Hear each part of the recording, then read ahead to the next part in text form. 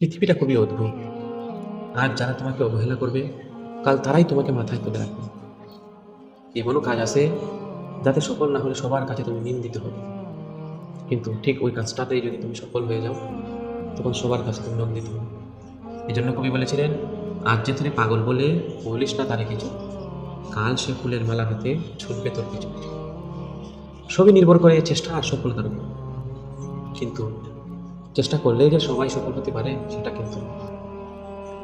আর পৃথিবীতে যারা ইতিহাস লিখে, কেউ ব্যর্থ হয়ে ইতিহাস গড়ে, আবার কেউ সফল হয়ে ইতিহাস গড়ে।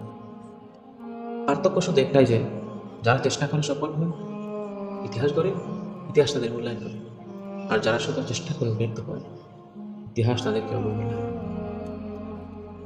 সিংহাসনের দিকে তরবারি উঁচু করে সিংহাসন দখল করতে যাওয়া সেই রাজপুত্রটাও যদি সিংহাসন থেকে সুলতানকে সিংহাসনচ্যুত করতে পারে, তাহলে সে হয় নন্দিত, সে হয় পরবর্তী সুলতান। আর সে যদি তরবারি উঁচু করে যাওয়ার সময় ওই সুলতানের হাতে নিহত হয়, তাহলে সে হয় দেশত্রাণ। পার্থক্য শুধু এখানে। একটা অন্যায় কাজেও যদি তুমি জয়ী হয়ে যাও, তবু তোমাকে মানুষ অনেক বাহবা দেবে। আবার একটা ন্যায় কাজ করতে গিয়ে যদি তুমি হেরে যাও, তাহলে তোমার নিন্দা শেষ হবে না। হ্যাঁ, পৃথিবীর মানুষগুলো